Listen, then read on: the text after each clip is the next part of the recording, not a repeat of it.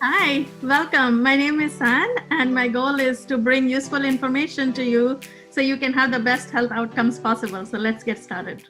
Now, I will go into more depth for you about chemotherapy. How do you prepare for your chemotherapy infusion? So, this will give you an idea about how you think about your treatment and planning by each day. Okay. So we're going to cover how do you prepare for your first infusion, because I see many times there is a lot of nervousness and fear around it. Of course, there is so much information that is coming so quickly and so much to do, and there's so much out there that can be a little bit uh, nerve-wracking. So let's talk about how to prepare for your first chemotherapy infusion. Chemotherapy is anti-cancer drug, so it's used to kill cancer cells. And infusion means that the treatment is given into your bloodstream. It is infused into your bloodstream directly. So that's what chemotherapy infusion is. Okay. Now, some of the questions that I get asked, I'm going to touch on those. So, what do I eat before chemotherapy?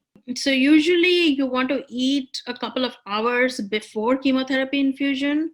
So let's say if you're getting your blood draws, you can eat before your blood draw or right around the time of blood draw. If it's going to take an hour or 2 hours before you will be getting the actual treatment, just so you feel a little calm when you're going in for your treatment. You're not super full, so you can eat a meal couple of hours before your treatment. Again, what you eat is based on your comfort level. Eating something healthy is good, like something that's light, that's high in fiber, something that's not very oily or heavy, that's something that's likely to make you sick. You don't want to do that before your treatment. You can eat whatever is comfortable for you. These are just some examples here, yogurt and cereal, or some fruits or vegetables. So whatever feels right and comfortable for you, you can eat those items of hours before your treatment. So the other question that people ask, you might have, is what do I wear for my chemotherapy appointment? So for your chemotherapy appointment, you can wear whatever you want. Okay, nobody is judging. Nobody is there to evaluate on that. Wear whatever is most comfortable for you for your treatment. Now, if you are going to be getting infusion, then we might be putting a infusion line into you. So you'll want to have a sleeve that you can pull up, or if it's a port that's there, then you'll want to have it where it's easy to access the port, so things are not like pulling on your port. So things like that. So you'll want to wear something that's comfortable and where it's easy to access your veins, whichever way you're going to be given the treatment. If it might get if it's a little cooler at the center, you'll want to have something to keep yourself warm. At some centers, we provide blankets. Otherwise, you can get your own now with all this risk of infection. There's a lot more careful about that. So you might want to bring something to keep yourself warm. So a shawl or a sweatshirt. You can bring some comfy socks because you'll be there for several hours, so you can bring comfortable socks, and and if you're cold, then some a scarf or a hat or something for yourself.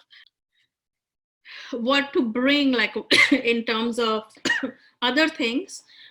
So if you're going to be there all day for the treatment, there generally most centers will have a cafeteria that you can buy some food or drinks from. That if you like, you can bring some light snacks or some beverage with you. Bring a water bottle with you. You can always fill your water bottle there or buy more water bottles there. If you feel like you get this weird taste in your mouth with the treatment, then you can bring a toothpaste and toothbrush, and you can brush your teeth. If you feel like it makes sitting at the center, it makes your skin dry and itchy, you can bring some lotion with you. most of all, you'll be sitting there for quite some time. So the main thing I would say is bring something to entertain yourself, whether that is some good book or some movies or headphones or a friend. Bring someone, bring something to entertain yourself. One tip that I have shared with my patients, and they seem to really like it, is uh, I ask them to make friend dates on the days they have their infusion. So because it's a good couple of hours, so it's a good time to catch up with a friend. They want to support you as you're going through it, and it's nice to have that company because you're going to be sitting there anyways. So having a friend date is nice, because then when your appointment is coming up, you're actually looking forward to seeing your friend, and it can be a fun time. It's kind of like being on a flight. You're there for several hours, so it can be a really fun time that you both are sitting and catching up with each other and having a good time, and before you know it, your treatment is done, and you've had good company, and as a friend you feel good about having been there for your friend while they're going through this treatment. So think about it, plan something fun on your infusion days. Several of my patients would do that. They would bring a friend along, and they would make plans for their friends. One of them used to call it coffee with chemo. so so they would have a friend for coffee with chemo. Another one paired it with shopping.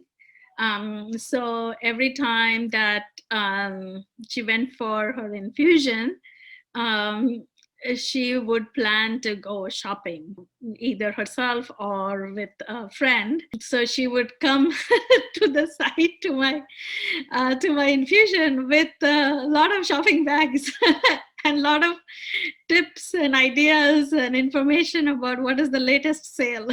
So we had some really fun conversations, and some things she was really excited about. So just think about what that is for you that will make it fun, to see if you can pair it with something so you can look forward to those days. Now, on the actual day when you are getting chemotherapy, what happens? So let's talk about that. Okay, so before the infusion begins, generally we'll take a blood sample from you to see your lab values, that everything is okay, and also whether things are okay for us to give you your treatment, and how your cancer and your tumor is doing.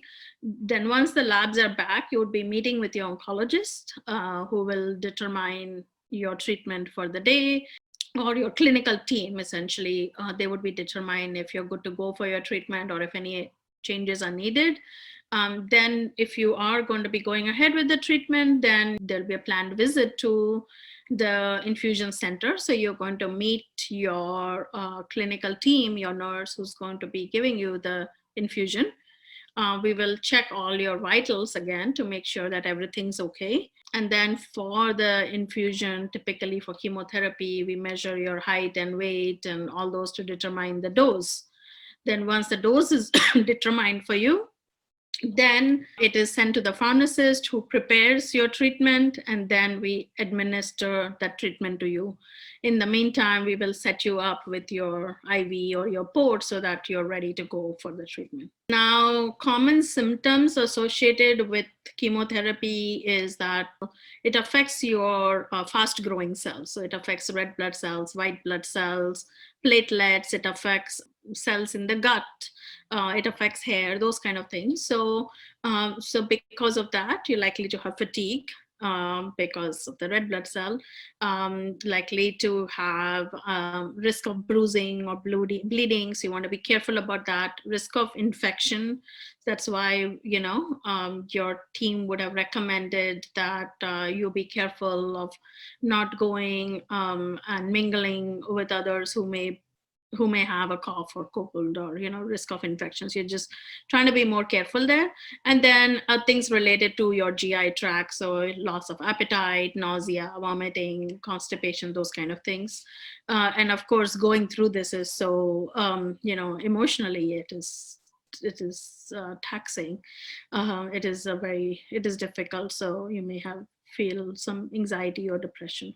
Those are common symptoms that most people are feeling. If you are feeling that, just know not alone in this. And there are things that you can do to take care of yourself, and you will get through this. Once you're done with the treatment, these things will go away. So it's short term, it's temporary. So now, if you're going for your chemotherapy, then prepare your bag, get your things with you, get your snacks with you, and get something fun with you. And I wish you the very best for your chemotherapy treatment, for your entire cancer treatment. And I hope it goes well for you, your first appointment, your follow-up appointments, and it all helps. With that, we covered this presentation. Any questions? And what are your biggest takeaways? Okay, so the question is about bringing somebody along. So you'll want to check with the site, with the center, what they're allowing right now. Currently, we are in COVID times, so centers have revised guidelines. So you'll want to find out from the center what the timelines are, and then accordingly, you can bring someone along, or if not, then bring something to do along, whether it's reading, whether it's music, whether you like watching something on your phone or iPad, whatever that is. Just find out what's possible and then bring something to entertain yourself while you're going through it. Parking. Yes, sometimes parking is something that can be, most places, most cancer centers will have parking. Now, in some cases, there might be paid parking. In other cases, there might be free parking, depending on the center. So it's something you can ask the concierge or the front desk and find out what is the status for parking. And if somebody is going to meet you, then where should they meet you, or where should they drop you off? So yes, that's an important point. You'll want to find out where they should meet you or drop you off, because if a site is pretty big, then you want to be at the correct place. Cell phone, yes, most places allow you to have your cell phone with you, so you can keep your phones. You may, depending on the signal, maybe you're not able to talk everywhere. Yes, you can keep the phone with you. Perfume, yes. So that is a very important point. Thank you for bringing that up. So with fragrance, yes, when you're going to the site, you'll want to use everything fragrance free. So the soap, the deodorant, the hair styling gels or whatever, you want to use everything that is smell free.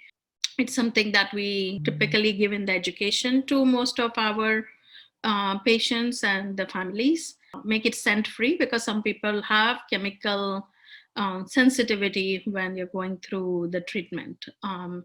If you are feeling that, that there is some strong smell that's not agreeing with you, you can let the team know, let the staff know, and they will try to accommodate you and try to figure out what they can do to address that, to help you. Fasting during chemotherapy.